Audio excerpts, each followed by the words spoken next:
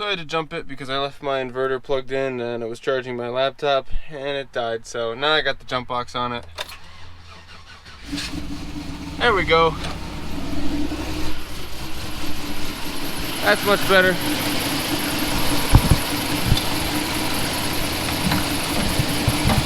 Now I can pull it in. What's going on, everybody, and welcome back. So in this video we're going to be working on the truck again. I've been having these fuel starvation issues. I think the problem is that I put the Walbro 450 when I did the retrofit in the pump. If you go back to my other video, not that you want to watch that because it's basically how not to do it. I did three things wrong. I really did everything wrong in that video, and I think I acknowledged that at the end. But now is the time to rectify my mistakes. So basically I put the pump in the stock sending unit and I left the sock inside there, kind of in the sending unit itself, in the bucket. And I really shouldn't have done that. I guess most people, they put it outside so that it can suck from the floor of the tank, which is a much better idea. I figured that the cup would always stay full as long as the return was pumping back into it. But I guess these things can use so much of the fuel that there's not enough coming back in the return to fill up the bucket. And so I really only have issues below a quarter of a tank. So I think that's why I'm thinking fuel starvation, because it's only under a quarter of a tank, and the lower it gets, the worse it gets, just because that bucket is not having anything coming in from the top. When the tank's full, all that stuff is covered in fuel, so I don't have any issues. The truck drives great, it's a blast, it doesn't have any problems in power, but anytime the fuel gets a little bit low, I think it uses all the fuel in there, and the fuel pressure, I assume, drops off, because I can watch it go lean, and the whole thing shuts down because it knows it's going to blow up. And I've done it so many times now to this poor truck. I've run it lean, like I've probably done that freaking nose off and power thing maybe 20 or 30 times or more than that. So this thing's been taking a beating. So it'll be nice. I won't starve it of fuel now. I'm going to fix that. And I used too small of an injection line. I kind of took 5/16 and tried to cram it on to the Walbro, and then stuck it on the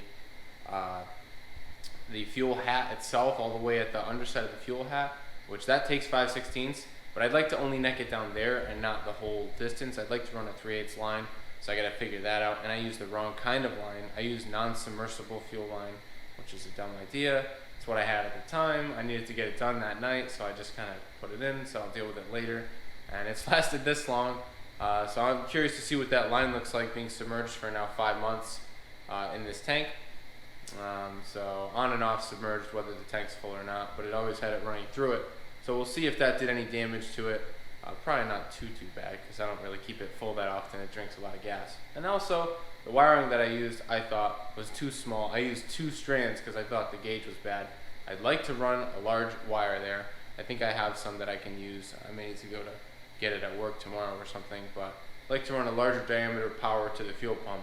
That would be nice. I could get the full flow out of it, and that way, it would run as good as it possibly can. And then the sock problem too. And so I just gotta pull the tank down again. So that's what this video is going to be about. I'm going to yank the tank back out of this truck. So that is my spiel. That's why I'm doing what I'm doing. And it's been problems and problems and problems since I started this build here. Like, since I finished it, it's always been pretty good, but I haven't really been able to just enjoy it and rip it around and be totally confident in the tune. It's always just posed tuning issues for me, and it's just been really tough. So I'm finally working through all of them, and this is just one of those issues that's been underlying, and I really didn't know what it was for a long time. I thought it was something in the tune, but it turns out it wasn't in the tune, and it always seemed to be better after I went and filled up the tank with gas, and that's because it needed to fill the bucket in order to suck the correct amount of fuel. So hopefully this fixes all my problems here, and yeah, I don't have any issues. Anyway, let's get to work here. I'm gonna probably pull this wheel off to make it easier, and then I'm gonna go ahead and I'm gonna pull the drive shaft, the evap tank on the side, and then just start loosening the tank straps with the jack under it. Start bringing it down. I'll work on the connections and the fuel lines, get everything disconnected. At that point, I'll probably have to turn the heater off. It'll get kind of cold in here, but I don't want to set anything ablaze, and then I'll disconnect all the lines. I'm gonna probably pull the tank all the way out of it. That way I could just, it's real easy to do, anything with it, and I can just get it all out on the ground. So I'm gonna get started on that stuff, and I'll show you guys what's going on. I'll probably just, fast forward this stuff and go right to where I'm working on the tank.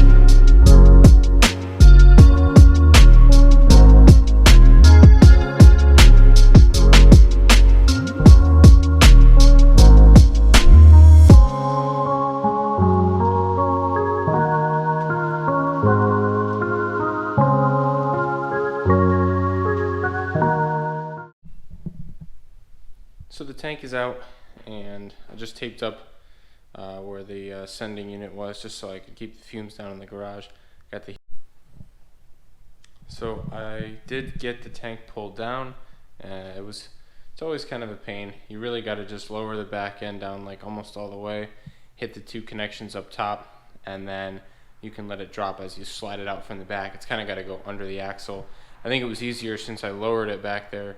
The axle's tucked up higher now than it was. But yeah, you just want to stuff a rag in there, make sure you don't dump all your gas out. You really can only do this with the gas light on, or else you're going to be pouring the gas out here when you go to dump it over. Unless you can find some way to clamp that with the other hose on it. But this is my freaking monoxide detector's going off. It must read the fumes in the air. Hopefully that's not too loud. I'm going to have to edit that out. Anyway. See ya? Yeah. I guess it doesn't like the gas smell. I guess not. Can you smell it? Yeah. Yeah. Anyway, move the carbon monoxide detector. I guess I should get out of here. But anyway, I got my sending unit here. I'm surprised. My fuel line, the non-submersible fuel line, seemed like it lasted pretty well. It held in there. It's really not that bad. I thought it would be all ballooned and like messed up, but in reality, it did last. So not that I'm gonna keep running it like this because I'm taking it apart. I might as well do it the right way this time. But I'm happy that lasted. So if you're in a pinch, this is 5 months. So I guess maybe after a couple of years it would have decayed. I don't really know. I guess it was fine in the meantime. But yeah, I pulled the level sensor, the flow off of the sending unit, the level sensor here, just for now, so it's out of my way. But basically, I gotta take this thing apart because you can see my sock is not coming out of the bottom here. So I need to have it come out the bottom. So I'm gonna redesign this setup. So I'm gonna take out my little screw here and pull this all back apart and see if I can retrofit it and slice a hole in the bottom and get my sock coming out of the bottom, and that way we'll have better flow, hopefully. Anyway, I'm gonna pull this thing apart and get to work. So it is a couple nights later, and I have got everything that I need. I had to order the submersible fuel line from Amazon. I got some Gates line, and it came in. So I'll show you guys what I got going on here. I made like this S shape, and this is way nicer than I had it before. Before I just had this little line here. It's this little tiny stuff right here. And honestly, this is not rated, it's Gates as well, but it's not rated to be submerged. It was working, but it is really thin. It's 5/16. So to have that high flow pump running through the 5/16 line is not the best. So I do have 3/8 now. It fits a little bit loose on top, but I think if I hose clamp it, it should be fine. You see the diameter of that versus the diameter of this. So the flow is gonna be, a lot better.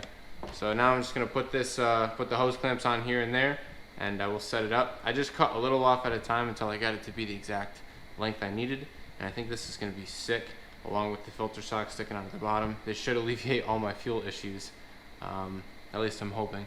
And then we'll be able to get this thing back on the road, because it's probably going to snow soon, and I need this for the snow, that's for sure. So I also might have a lead on a 4L80, so I'm keeping that in the works as well. Alright guys, so I did get everything together.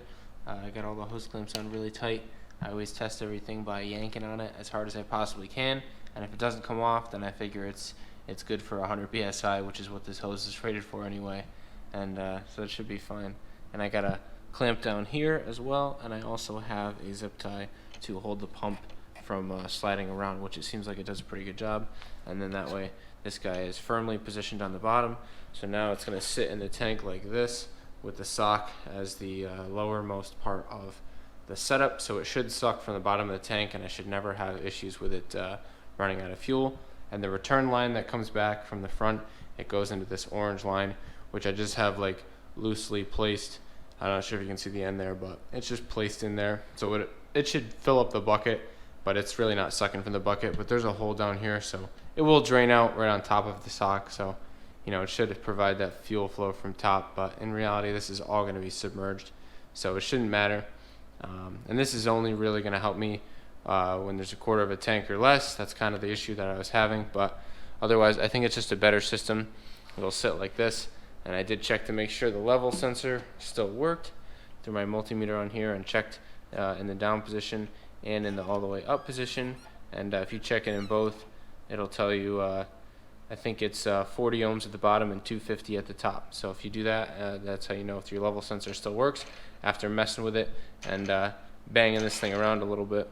I do acknowledge it's going to be a little bit off because this now sticks out a bit further. So I was thinking about how it's going to tell me that I'm empty before I'm actually empty, because of the way this float is. When it's maxed out at the bottom, I'll still have a decent amount more fuel left than if I normally would. So I know I have more on when the light comes on now, so shouldn't really matter that much. But regardless, that's just the way it goes. So I'm going to put this down in the tank. I turn my heater off so I don't blow up, and I'm going to take the tape off, put it in the tank, seal it up, and try to get this tank shot back in the truck. And I'll show you guys a little bit of wiring that I did do. I went ahead and ran a nice larger power wire. It's like a 10 gauge wire that I decided I would run, and I ran that guy all the way over to the fuse, you know, in this front of the truck where there's that little red box down by the you know, in the front of the engine bay there's that little red box, and I have a ring terminal on there. It runs the 10 gauge that runs all the way to here, and it powers the main feed for the relay. If you guys want to know how to wire a relay, I did it in the other video. I think I mentioned it briefly, but it's pretty simple. You can look it up otherwise too. It's the same for everything. I wire it in the relay, and I use the trigger wire out of the factory loom here. That was the fuel pump feed. So I basically power the pump with a full big wire, as opposed to the other one. So it'll get nice good 10 gauge power running all the way to here, and then the line only gets neck down when you get there, so the should have better current flow through that line. And I did make a local ground right here, if you guys can see that. So that is where my ground is here, and that just goes over to the relay. So that provides the power and ground for the pump, and yeah, that gives us what we need. So hopefully you guys do a relay in your setup too, because you can get more voltage out of the pump, because the stock wiring is not quite adequate for these high flow pumps. So I did wrap the relay in a bag because it's not waterproof, so hopefully that helps. And I'm going to go ahead and tuck this back up in here with the tank, and it should be good for a while now. I shouldn't have to pull this tank back down. So I'm just going to fast forward through this process, guys, and slam this thing back in. So it's all back together, got the tank in, all the wiring is totally set up, and fuel lines are hooked up. I leak checked it. It does not leak when I key it up and prime the pump. So I think we're good to go. It's pretty low on gas because I wanted to take the pump out. So next thing I do with this is going to be a trip to the gas station. So I'm going to park it. Probably won't drive it tomorrow, but I will be driving it soon. I'm going to try to drive the Honda tomorrow and pretty much run it out of gas, and probably park it for the winter. And then I'm going to start getting to work on the upgrades I have for that thing, which should be pretty cool. I mean, who knows? Maybe if it won't snow, I'll be able to take it out again, but we'll see. This thing, however, is coming out of hibernation. We're going to be driving this thing very shortly, so can't wait to test out the new pump setup and the wiring, and that's going to all be coming soon. But thank you guys for watching, and this is probably going to conclude the upgraded fuel pump wiring and better install than last time. Version 2, you could call it, of the high flow Walbro 450 fuel pump. So thanks for watching, and subscribe to see more. And we got more coming up on this, but little by little we'll get all these kinks worked out. Thanks. Peace.